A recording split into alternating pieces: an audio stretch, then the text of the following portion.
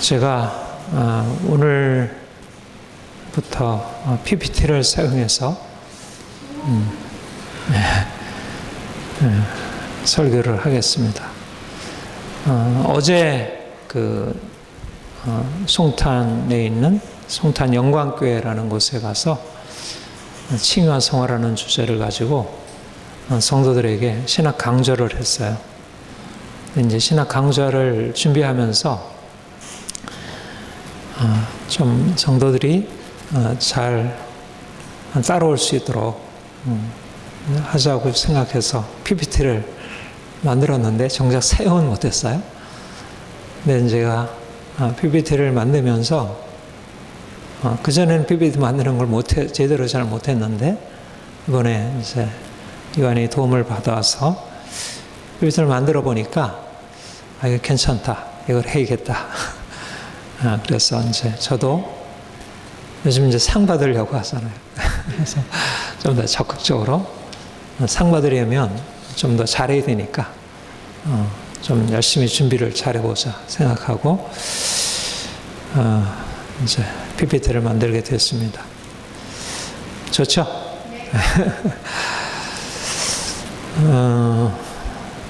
이제 오늘 말씀의 이제 서두를 마틴 셀리그만이라는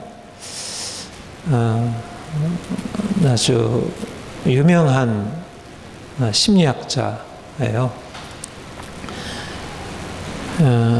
사실 얼마 이제 전에 몇 년 전부터 이제 이 마틴 셀리그만의 이제 긍정 심리학을 같이 이렇게 공부하면서 상당히 많이 도전을 받았어요. 근데 저에게 이제 그 마틴 셀리그만의 그런 어떤 통찰이 굉장히 중요하다. 이 그리스도인에게도 중요하고 특별히 현대인들에게 굉장히 중요하다. 이제 그런 생각이 들었고요. 이분이 1942년생이고 유대계 미국인이더라고요. 그리고 미국 심리학회 하면 아주 대단하거든요. 우리나라 심리학계랑 다르게 미국 심리학은 아주 거의 의학과 거의 맞먹는 권위를 가지고 있어요. 근데 거기 회장을 역임하셨고 또 펜실베니아 대학에서 교수로서 이 아주 여러 프로그램을 폭스 그런 프로그램이라는 그런 이제 어떤 치료 또 학습에 관한 프로그램을 진행하시는 분이고 가장 유명하게 잘 알려져 있는 것이 이제 긍정심리학의 창시자로 그렇게 알려져 있습니다. 그러니까 이제 긍정심리학이라는 것은 사람들이 너무 이렇게 부정적으로 우울하게 그러니까 현대인이 될수록 이 우울증 이게 굉장히 그렇게 많아지잖아요. 근데 이제 전통적으로 우울증을 다루는 정신의학이 이제 옛날부터 많이 있었고 특별히 그 프로이트 정신분석학이 그분에 대해서 아주 중요한 통찰을 많이 주었죠. 그런데 이분도 이제 프로이트 정신분석의 영향을 많이 받으신 분인데 그런데 프로이트 정신분석은 좀 더 인간의 우울하고 비관적인 것을 좀 원인을 분석해가지고 원인을 다루려는 쪽에 포커스가 맞춰져 있어요. 근데 이분은 원인보다 그것이 현재 있는 상황에서 그거를 긍정적인 사고로 바꾸려고 하는 이제 그런 좀 치료 쪽에 보다 포커스를 맞추고 있는 그러니까 사람들이 가지고 있는 이 긍정심리학의 기본적인 방향성은 사람들이 가지고 있는 이 비관주의를 낙관주의로 바꾸는 것이다. 근데 왜 사람들이 이렇게 비관적인 삶을 살아갈까? 뭐 요즘 너무 우울한 사람들 많잖아요. 뭐 요즘 청소년들, 뭐 어린 아이들까지도, 그리고 뭐 거의 우울증, 뭐 공황장애, 뭐 이런 거는 너무 보편화되어지는 추세예요. 근데 왜 그럴까? 뭐 여러 이제 분석이 가능한데 이분은 이것을 인지 문제라고 봤어요. 이제 이분이 사실 인지심리학, 아론백의 인지심리학에 영향을 받은 분인데, 그러니까 왜 그렇게 부정적인 감정이 생기냐면 왜곡된 인지, 사실에 대한 왜곡된 인지로부터 그것이 나온다는 거예요. 그러니까 그 우울한 감정을 바꾸려고 하면 그 감정을 가져오게 된 잘못된 왜곡된 사고, 생각을, 그 신념을 바꿔야 한다. 이게 이제 기본적으로 긍정심리학이 가지고 있는 이제 출발점이라 이렇게 말할 수 있고요. 그래서 이제 그 치료하는 것을 보면 기본적으로 이제 여러 가지 삶에 대해서 비관적이고 우울한 사람이 왔을 때 그 우울한 감정이 어디서부터 왔는지 자기 스스로 과연 그 우울한 감정이 제대로 된 생각에서 온 것인지 아니면 왜곡된 판단에서 온 것이 아닌지 이거를 이제 돌아보게 하는 메타인지라 그걸 얘기를 해요. 자기 감정을 인지하는 것을 이제 메타인지라 얘기를 하는데 그렇게 해서 그것이 어떻게 잘못된 것인지에 대해서 생각을 바꾸도록 돕는 게 유명한 이제 낙관성 학습이라는 프로그램이에요. 그런데 이제 여기에 말하자면 기본적으로 여기에 이제 들어있는 생각은 사람들이 가지고 있는 비관적인 생각으로부터 비롯된 비관적인 감정은 생각을 바꾸면 그 감정을 바꿀 수 있고 비관적인 삶에서 긍정적인 삶으로 바꿀 수 있다. 그런데 이제 그것을 실질적으로 그거를 실험해가지고 학문적으로 밝혀낸 게 이 학습된 무기력에 대한 이제 통찰이고 이것을 프로그램으로 만들었던 것입니다. 이게 아주 가장 유명한 것이고요. 그래서 이제 다음 학습된 무기력에 대한 1965년 때, 그러니까 이분이 42년생이니까 65년이면 몇 살이에요? 23살이잖아요. 그러니까 대학원 박사 과정에서 이분이 스티브 마이어라는 석사 과정 그 학생이랑 같이 이 실험을 하게 되었어요. 실험의 내용은 뭐냐면 여기 이제 그림에서 이제 보듯이 그러니까 세 가지 집단의 개를 가지고 실험을 한 것입니다. 근데 여기에 기본적인 가정이 뭐냐면 이제 그러니까 기본적으로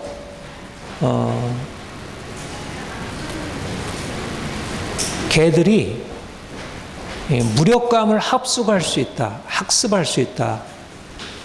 그런 가정이에요. 여러분, 학습이라는 것은 인간에게 고유한 것이잖아요. 개들도 학습을 할 수 있을까?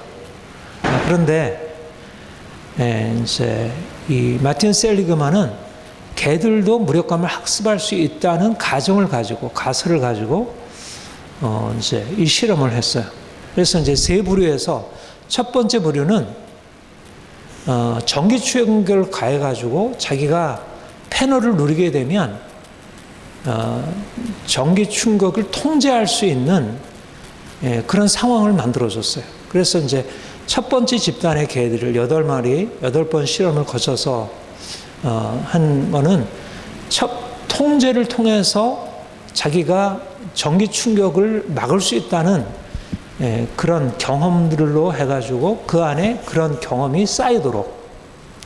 그런데 두 번째 그룹의 개들에게는 전기 충격이 가해지는데 아무리 뭐 발버둥 치고 뭐 이렇게 저렇게 해도 그 전기 충격에서 벗어날 수 없는 그런 상황을 마련하는 거예요. 그러니까 이 두 번째 개들에게는 어떤 것이 주어지냐면 자기는 통제할 수 없는 무력감 속에 빠진다는 거죠.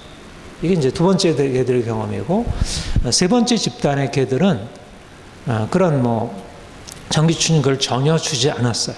그냥 첫 번째 했는데, 그런 세 그룹의 이제 그런 이미 이제 앞선 첫 번째 실험을 거치고 두 번째 준 실험은 뭐냐면 24시간 후에 새로운 실험 상자 안에다 집어넣은 것입니다.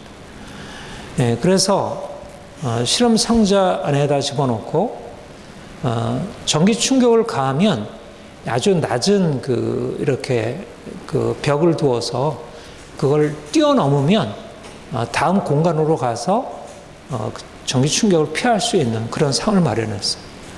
그런데 첫 번째 개의 경우에는 전기 충격이 가니까 자기가 이미 이전에 자기가 통제해본 경험이 있잖아. 그러니까 내가 할 수 있다고 생각하고 바로 그냥 뛰어넘어서 그 전기 충격이 없는 곳으로 이동한 것이요. 그런데 두 번째 집단의 개는 이미 무력감으로 이렇게 이미 길들여져 있는 개는 이게 잠깐 그냥 건너뛰기만 하면 살아날 수 있는데 전혀 움직이려고 하지 않고 그냥 주저앉아가지고 전기 충격이 끝나기까지만 가만히 그냥 기다리고 있는 거예요. 그래서 이제 그러고 세 번째 집단 전혀 자극이 없었던 것도 자기가 이제 이건 쉽게 넘어갈 수 있는 것인가 바로 지나갔어요. 그러니까 중요한 것은 이제 첫 번째와 두 번째 그룹이었어요. 첫 번째 두 그룹으로 전기 충격을 통제할 수 있는 그룹과 전기 충격을 통제할 수 없다고 느껴지는 그룹. 그 두 가지 그룹이, 그러니까 첫 번째 그룹의 경우에는 자기가 통제할 수 있는 통제감, 통제 능력이 있었고, 두 번째 그룹에게는 통제할 수 없던 무력감이 학습이 됐다는 것입니다. 말하자면 두 번째 그룹의 개들에게 무력감이, 무기력이 학습한 개는 기회가 왔는데도 불구하고 포기하게 됐다는 거예요. 여기서 이제 내린 결론이 뭐냐면, 무기력감도 학습할 수 있고 통제할 수 있다고 하는 것도 학습할 수 있구나. 무기력을 학습한 개는 쉽게 건너뛸 수 있는 그런 상황이 와도 그런 상황 앞에 쉽게 좌절한다면 통제할 수 있다고 하는 것을 학습한 개는 그것에 바탕을 두고 자기가 건너뛸 수, 뭔가 상황을 해결할 수 있다는 통제에 대한 확신을 가지고 그거를 그 상황을 해결할 수 있다는 것. 이게 바로 학습된 무력과 학습된 낙관주의라는 것입니다. 여기서 이제 학습된 낙관성 학습이라는 아주 유명한 오늘날 현대 인지심리학, 이 긍정심리학에 있어서 아주 중요한 그런 이제 그런 아주 중요한 주장, 이론이 이제 생겨난 것이죠. 그래서 이제 많은 사람들이 이거를 이제 사람들에게 적용하자면 왜 사람들이 그렇게 무기력에 빠져 있을까? 왜 사람들이 상황 앞에서 어떤 사람들은 그 상황에 대해서 그냥 이러저러한 해결책을 찾아서 그 상황을 해결해 나가고 어떤 사람들은 동일한 상황인데 그 상황을 해결하지 못하고 무기력에 빠져 있을까? 여기에 학습의 차이가 있다는 거예요. 이미 이전에 무기력에 빠져서 나는 안 돼. 비관적으로 그냥 눌러 앉아 있는 사람들은 결국 이전에 성장 과정 속에서 끊임없는 무기력의 학습, 해도 안 되고 이렇게 해도 안 되고 저렇게 해도 안 되고 하는 그 끊임없는 무력감의 학습을 하고 그래서 이제 너무 쉽게도 벗어날 수 있는 환경에 처했어도 더 이상 자기가 무엇을 할 수 없다는 아주 강한 고정관념이 있어서 거기서 벗어날 수 없다는 거예요. 그런데 이미 어려서부터 어떤 성장 환경 속에서 그런 환경을 통제할 수 있는 그런 경험을 쌓은 경우에는 그가 아무리 어려운 환경일지라도 그것을 넘어설 수 있는 통제감, 그래서 쉽게 그것을 이겨나간다. 그래서 무기력에 빠져있는 사람이 이제 자기를 통제할 수 있는 것으로 바꾸는 것, 이걸 낙관성 학습이라 하고 이런 것을 이제 프로그램으로 만든 것이 긍정심리학의 이제 가장 첫 번째 이제 그런 공헌이라 할 수 있습니다. 오늘날 많은 사람들을 바라보면 실질적으로 너무나 많은 사람들이 인생에 대해서 너무 비관적으로 살아가고 있는. 근데 비관적으로 살아가는 것이 실질적으로 비관적인 게 아니고 생각에 있어서 무기력에 빠져 있는 거예요. 절망에 빠져 있고. 그리고 그 생각을 그렇게 쉽게 고치기가 어려운 것을 발견해요. 이거를 저는 그리스도인들에게 적용할 수 있다. 우리가 그러면 그리스도인들은 이런 이제 그 학습된 무기력 또 낙관성 학습을 어떻게 적용할 수 있을까? 우리가 이전에 우리 인생이 어떻죠?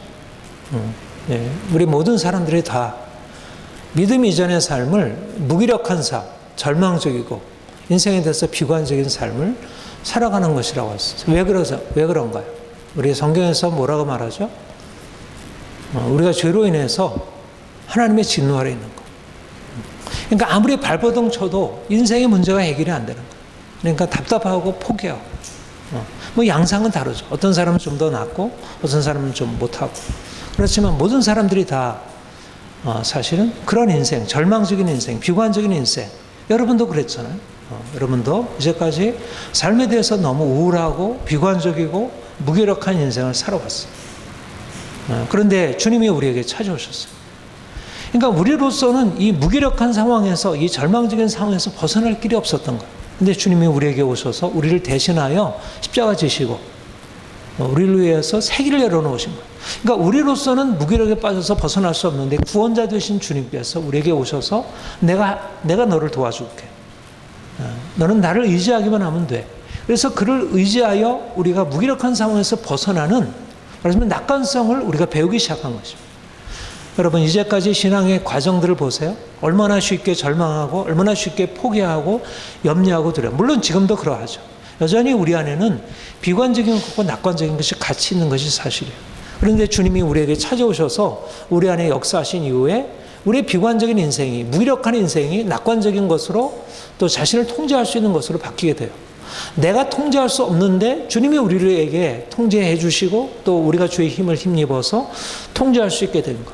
이게 바로 믿음 이전의 무기력한 삶과 믿음 이후에 통제할 수 있다는 희망의 삶이 우리에게 대조적으로 우리에게 주어진 삶이라 이렇게 말할 수 있습니다. 믿음은 무엇일까?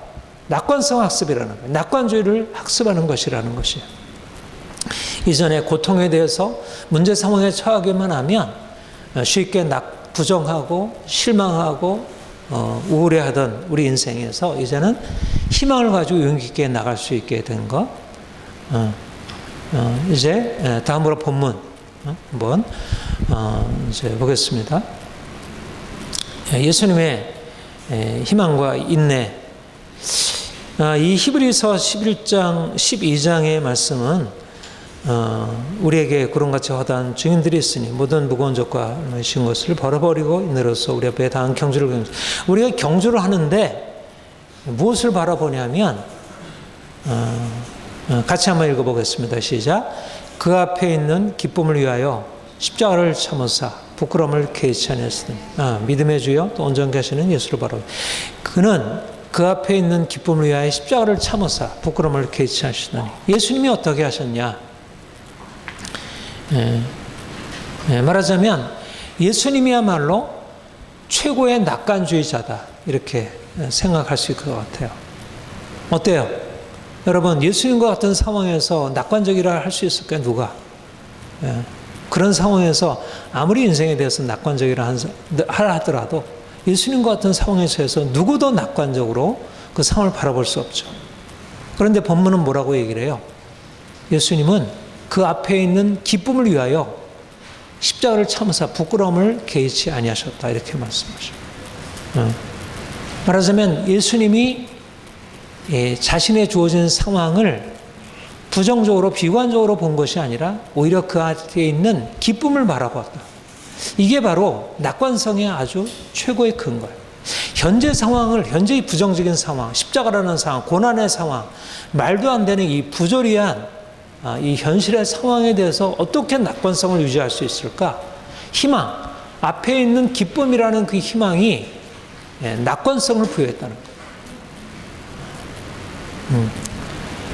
말하자면 목적론적인 인생, 목적이 이끄는 인생, 죽음을 넘어서는 부활이 예수님이 이미 죽음에 처해 있지만 내가 죽음 이후에 부활의 영광에 이를 것이고 한없는 기쁨이 기다리고 있다는 그런 사실의 근거에서 기쁨으로 십자가를 지고 나간 거죠. 그래서 십자가를 인내하고 부끄러움을 기꺼이 감수했다. 십자가를 참으사 부끄러움을 개의치 않으시더니. 그러니까 문제가 되지 않는 거야. 앞에 있는 기쁨이 보이니까 지금 현재 당하고 있는 문제가 그렇게 커 보이지 않는 거야. 이게 중요한 사실이에요. 그러니까 인생에 대해서 긍정적이냐 비관적이냐 하는 것은 현재의 문제가 크냐 작으냐보다 현재 문제를 넘어서 앞에 있는 그 기쁨, 앞에 있는 영광이 크게 보이면 내가 현재 문제를 크게 보이지 않아. 운동선수들, 연주가들 앞에 있는 영광이 크게 보이게 되면 현재 있는 고통, 문제들이 크게 보이지 않아요. 중요한 것은 바로 앞에 있는 희망을 통해서 현재의 상황을 돌파하는 그런 용기가 주어졌다는 것. 이것이 바로 예수님이 십자가를 참으시고 부끄러움을 개의치 하시는 희망의 능력이다. 그런데 바로 이 예수님이 가신 이 길, 이게 우리의 표본이라는 거예요. 믿음의 주여, 그런 다음 믿음의 주여 또 온전케 하시는 이인 예수를 바라보자. 믿음의 주여, 바로 이 예수님이 우리를 위하여 바로 이 일을 행하신 거예요. 여기서 믿음의 주요 또 온전케 하시는 일은라는 그 원문이 뭐냐면 믿음의 창시자요 또 믿음의 완성자라는 의미예요. 그러니까 예수님이 믿음으로 그렇게 하셨다는 거예요. 우리는 예수님의 믿음의 모델을 본다는 거예요. 믿음의 롤 모델을 보는 거예요. 아, 믿음은 이런 거구나. 믿음의 시작을 어떻게 하고 믿음의 완성이 어떻게 된다는 거. 여러분, 지금 우리가 믿음으로 시작했잖아요. 우리가 예수를 믿기만 하면 하나님께서 우리의 모든 죄를 용서하시고 우리를 자유케 하시는 그 믿음이 우리 안에 시작이 되었어요. 주께서 시작하신 일이에요. 근데 믿음의 완성으로 어떻게 나가냐면 바로 그리스도께서 가신 길을 보면 우리가 믿음의 완성을 향해서 나갈 수 있다는 거예요. 우리가 믿음으로 산다는 것이 무엇일까? 바로 하나님이 앞에 두신 기쁨이라는 목적이 이끄는 삶을 살아가는 거죠. 여러분, 무엇이 현재의 삶을 끌어가나요? 내가 과거에 나를 붙들고 있었던 과거의 삶의 문제들이 나를 끌고 있나요? 현재 내 앞에 놓여있는 과제들이 나를 끌고 있나요? 아이들이 내 앞에 나의 삶을 끌고 있나요? 중요한 것은 과거도 아니고 현재도 아니고 앞에 있는 하나님이 두신 목적이 우리 인생을 끌어가야, 하나님이 주신 영광이 나를 끌어가야, 그 기쁨이 나를 끌어가야 우리의 현재의 문제를 더 이상 그렇게 크게 여기지 않을 수 있다.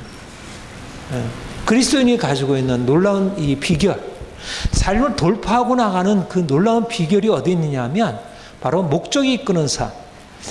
그것도 이 세상의 사람들이 가지고 있는 뭐 돈이나 세상의 권력이나 명예나 이런 목적을 넘어서 있는 하나님의 목적, 하나님이 주신 영광의 그 목적.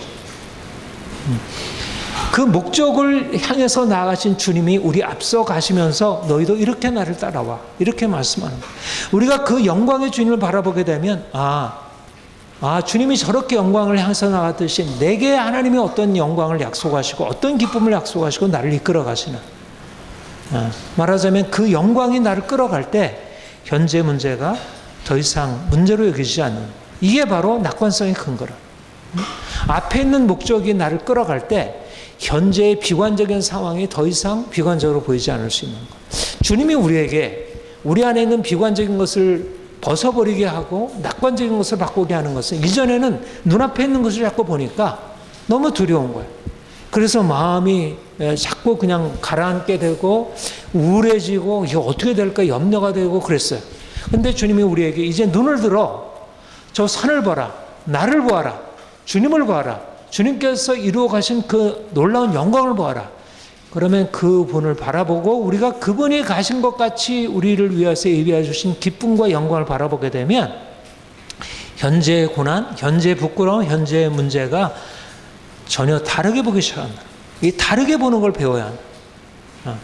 현재를 다르게 보려면 주님을 바라봄으로 우리 인생에 대해서 이제까지 가지고 있었던 삶을 다르게 볼 수 있습니다. 그 다음으로 고난의 현실을 대하는 삶의 다른 태도들. 세 가지 태도가 있다고 생각해요. 하나는 비관론자가 있어요. 고통 속에서 사람들이 가지고 있는 대부분 사람들은 비관론자들이 굉장히 많아요. 상당히 비관이 깊이 깔려 있어요. 대부분의 사람들에게 이런 비관론이 깔려 있죠. 그러니까 문제가 닥치게 되면 뭐 남편의 문제, 자녀들의 문제, 뭐 돈 문제, 건강 문제 이런 문제 되면 자꾸 이제 염려가 들고 두렵고 불안하고 이게 잘 될까? 그래서 이제 뭔가 하려고 하다 포기하게 되고 대부분 사람들이 반응하는 방식이에요. 고난의 상황 앞에서 능동적으로 헤쳐가기가 어려워요. 근데 좀 힘든 사람, 현실주의자들은 자신의 지혜로서 그 상황을 해결하려고 이러저렇게 뭐 돈도 마련하고 사람들도 찾아가고 이렇게 해서 나름대로 고난을 극복해 나가죠. 그래도 그런 사람들은 현실적으로 힘이 있는 사람, 어느 정도 통제 능력을 가지고 있는 사람들, 낙관성이 있는 사람들이죠. 그런데 우리 믿는 사람들은 어떨까? 그것을 넘어서는 거라. 그리스도인들은 우리가 가지고 있는 능력, 우리 주변에 가지고 있는 것을 넘어서서 부활하신 주님이 우리와 함께 하셔서 우리로 하여금 그분의 능력으로 살게 하시는 그 능력이 우리 안에 있고 그가 우리에게 보여주시는 그 영광의 비전이 있어서 그 앞에 있는 그 기쁨을 위하여 기꺼이 현재의 고난을 뚫고 나가는 거예요. 뚫고. 여러분 그 이사야서 40장에 보면 그런 말씀이 있잖아요. 소년이라도 넘어지고 장정이라도 쓰러지지만 오직 여호와를 앙망하는 자는 새 힘을 얻으리니 독수리 날개치며 올라간 같을 것이라 이렇게 말씀하고 있어요. 놀라운 비전이 그 안에 있고 놀라운 힘과 용기가 있는 거죠. 그러니까 하나님을 바라보는 사람이 가지고 있는 능력이라 할 것입니다. 이제 어떻게 살 것인가? 이제 어떻게 살 것인가? 첫 번째로는 얽매이는 것을 벗어버리라. 우리 같이 한번 읽어볼까요? 시작. 모든 무거운 것과 얽매이기 쉬운 죄를 벗어버리고 인내로서 우리 앞에 당한 경주를 경주하며. 여러분 경주를 하려면 어떻게 해야 되나요? 이러고저러게 막 뭐 이렇게 뭐 짐 메고 경주할 수 있나요? 뭐 이렇게 살이 쪄가지고 몸이 이렇게 비둔해가지고 경주할 수 있나요? 못 하잖아요. 말하자면 우리가 목적이 우리를 이끌어가게 된다면 우리가 목적에 합당하게 우리 자신을 바꿔야 돼. 중요한 게 뭐냐면 하나님의 목적을 향해서 나가는 데 있어서는 우리가 이 세상에서 가지고 있었던 세상적인 욕심, 세상적인 삶의 습관들이 깨어지고 이것이 내려지지 않으면 변화되지 않는 거예요.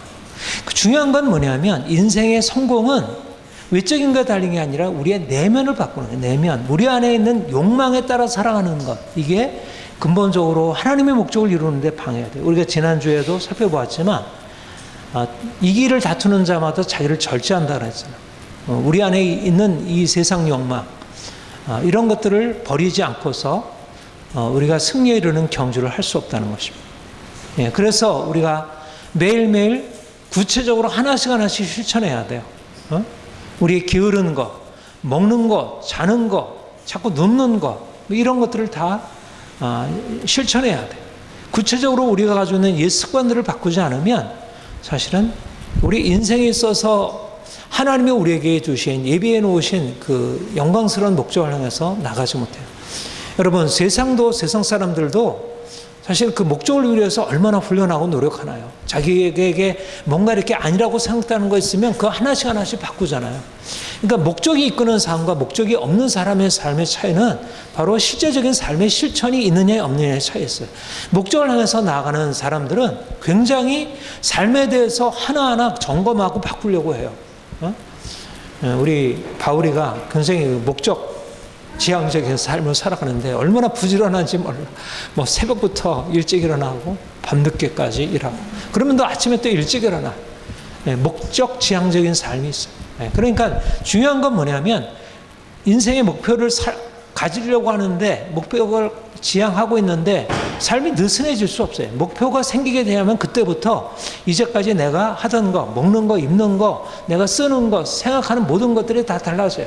물론 그 모든 것들이 이것 안 하고 저것 안 한다는 것만 의미하지 않고 적극적으로 인생에 대해서 뭔가 규모 있게 살아가기 시작하는 것입니다. 두 번째로 세상에서 당하는 고난을 참으라. 자기에게 거역한 일을 참으신 일을 생각하라. 주님이 사실은 목적을 향해서 나아가는 데 있어서 세상과 끊임없이 많이 부딪히게 돼요. 그리고 세상과 정말 끊임없는 부딪힘이었어요. 그래서 예수님은 보통 사람들이 당하는 인생의 고난보다 훨씬 더 많은 고난을 자초하신 분이에요. 그런데 그것을 기꺼이 믿음으로 참았다는 것입니다. 말하자면 목적을 향해서 나가는 데 있어서 세상 사람들의 평가, 세상들의 반응, 이게 걸리적거리지 않는 거예요. 그게 문제가 되죠. 근데 여러분들 어때요? 내가 목적이 없으면 주변 사람들이 그렇게 하지 마, 뭐 이렇게 비판한다든지 부정적으로 보면 사람들에 대한 그 평가가 두려워가지고 뭔가를 하려고도 하지 못해요. 내가 하고 싶지만 주변 사람들은 날 어떻게 생각할까? 그러나 목적을 가지고 있으면 주변 사람이 뭐라고 하든 거기서 굴하지 않고 그냥 밀고 나가는 거예요. 열심히 일어나고 사람들이 뭐라 하든 일어나고 뭐 이것저것 하고 뭐 하는 거예요. 그러니까 말하자면 세상의 평가, 사람들의 어떤 평가로부터 자유롭게 되는 거예요. 이것이 바로 주님의 삶의 방식이었어요. 베드로전서 2장 23절 우리 같이 한번 읽어볼까요? 시작. 욕을 당하시되 맞대어 욕하지 아니하시고 고난을 당하시되 위협하지 아니하시고 오직 공의로 심판하신 이에게 부탁하시며. 주님께서 아주 고난 앞에서 대한 태도예요. 여러분 어떠세요? 이렇게 사실 수 있나요? 주변 사람들이 내가 잘못한 것도 없는데 나를 욕하고 나에게 전혀 말도 안 되는 걸 가지고 나를 비난하고 공격하고, 그런데 거기에 대해서 내가 맞서 대응하지 않을 수 있나요? 어떻게 그럴 수 있나요? 사람을 바라보는 게 아니라 하나님 바라보고, 사람이 내게 한 일을 바라보는 게 아니라 하나님이 내게 부여하신 목적을 바라보는 거예요. 이게 목적을 바라보느냐 아니면 내가 현재 당하는 것을 바라보느냐에 따라서 사람들이 나에 대해서 가하는 그런 부정적인 것에 대해서 별로 영향을 받지 않을 수 있다는 거예요. 로마서 12장 21절에 악에게 지지 말고 선으로 악을 이기라. 악에게 진다는 건 뭐예요? 악으로, 저 사람이 나를 미워한다고 해서 동일하게 악으로 대응하는 거예요. 악하게. 저기서 화를 내면 나도 동일하게 화내고, 요즘에 정치인들이 하는 일이 그거죠.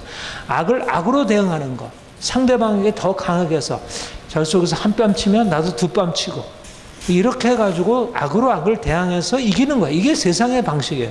그런데 주님이 해하신 방식은 사람들과 싸움이 아닌 거예요. 나와의 싸움이고 하나님이 내게 주신 소명을 이루냐 안 이루냐의 싸움이에요. 그러니까 하나님이 내게 주시는 목적을 이루기 위해서 사람들이 내게 어떻게 하느냐가 아니라 내가 하나님 앞에 지금 어떻게 서 있나, 그 평가가 중요한 거예요. 사람들의 평가가 중요한 게 아니라, 그러니까 사람들의 평가를 거슬러서 사람들이 뭐 부정적으로 얘기를 하든 어떻든 그것에 전혀 상관하지 않고 주님의 목적을 향해서 나아가는 것입니다. 이것이 바로 용기 있는 삶의 태도예요.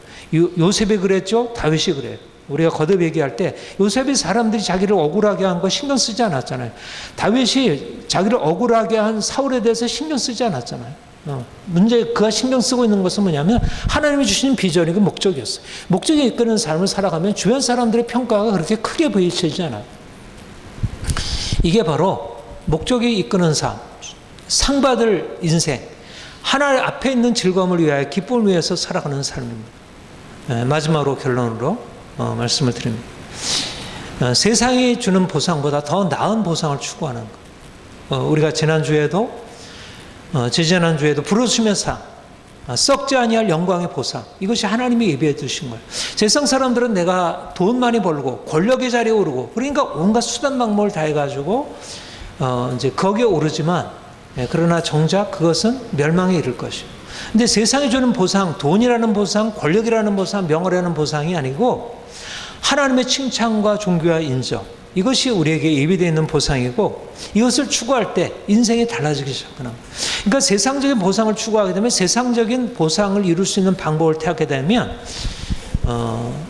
이제 하나님의 보상을 갖게 되면 그 보상에 합당한 삶을 살아가게 되는, 보상에 합당한 삶을 살아가라. 여러분, 보상에 합당한 삶이 무엇이겠어요? 여러분, 어떤 것이 하나님의 보상에 합당한 것이겠어요? 거룩하고 흠이 없는 것, 선을 행하는 것, 사랑하는 것, 섬기는 것, 친절한 것, 인내하는 것, 이것이 보상에 합당한 삶. 성령의 열매로 살아가는 것. 세상 사람들은 세상적인 보상을 얻기 위해서 온갖 것 다 행하지만, 우리 믿는 사람들은 하나님의 보상을 바라보고 보상에 합당한 삶, 부르심에 합당한 삶을 살아가는 것입니다. 그리고 이 부르심에 합당한 삶을 위해서는 목적에 방해되는 욕망을 절제하고 두려움을 극복하는 것입니다. 두 가지를 얘기했죠. 자기 내면에 있는 욕망을 절제하는 것, 그리고 주변 사람들이 나를 뭐라고 하든 그거를 두렵지 않고 용기로 돌파하고 나가는 것. 절제와 용기. 사실은 이거는 플라톤의 국가에서도 강조하는 가장 중요한 두 가지 덕이에요. 절제할 수 있는 사람, 또 용기를 가지고 두려움을 극복하고 나가는 사람이어야 비로소 목적을 이룰 수 있어요. 하나님이 우리에게 이 귀한 인생을 우리에게 열어주셨습니다. 믿음의 주여 또 온전케 하시는 예수를 바라보자. 이것이 주님께서 우리에게 말씀하시는 길이에요. 우리는 우리 스스로 가다 보면 이 길을 내가 갈 수 있을까? 가기 어려워요.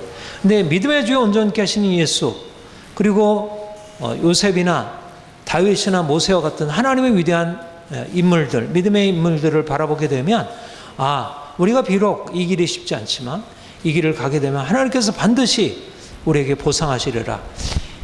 주님께서 그 길을 가셨더니 어떻게 됐다고요? 하나님 보좌 우편에 앉으셨느니라. 앞에 있는 기쁨을 위하여 그가 십자가를 참사 부끄러움을 개의치 하시더니 그가 하나님 보좌 우편에 앉으셨느니라. 하나님께서 우리를 영광의 자리에 높이시는 것에 우리가 참여하게 될 것입니다. 여러분들이 이와 같이 주님이 주시는 놀라운 보상을 바라보고 열정적으로 추구하여 실제적으로 정말 하나님이 주시는 그 귀한 것을 받아 누릴 수 있도록, 지금 아직 아니지만 지금 현재 상황에서도 낙관성을 잃지 아니하고 희망을 잃지 아니하고 용기를 잃지 아니하고 힘있게 살아가기를 축복합니다. 기도하겠습니다.